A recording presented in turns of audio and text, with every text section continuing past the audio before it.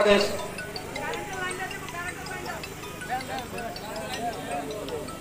বন্ধ করেন না কিন্তু আবার জায়গাটা বন্ধ করবেন না। জায়গাটা বন্ধ করেন আবার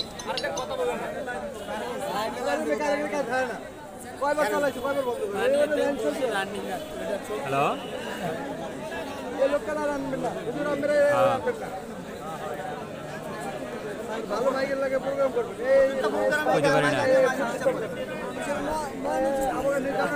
সবাই টাকা চালা দেবো ডিজেল একটা করেন কি করেন বলতে পারি না দেখি প্রিয় সহযোদ্ধা সমাগত আমার প্রিয় ভোলাবাসী,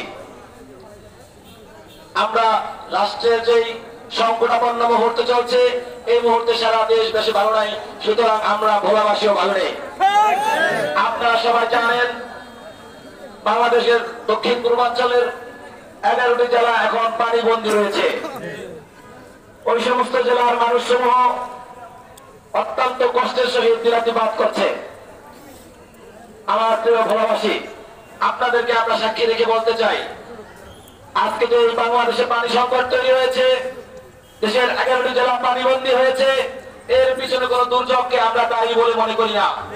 আমরা মনে করি এটা ভারতের সৃষ্ট একটি সংকট, যা ভারত ইচ্ছাকৃতভাবে পরিকল্পিতভাবে সৃষ্টি করেছে।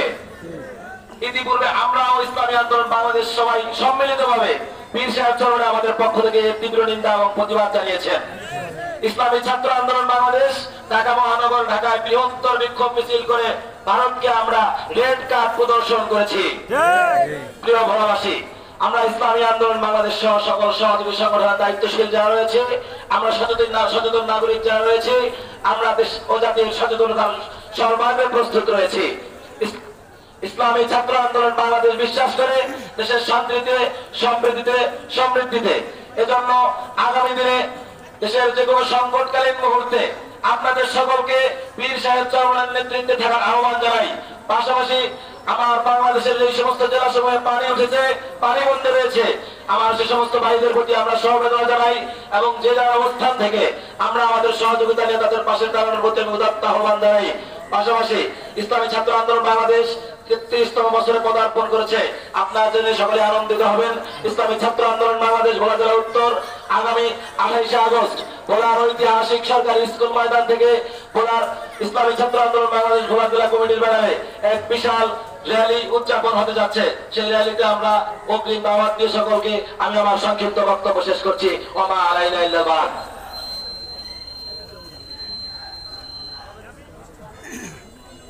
আসতে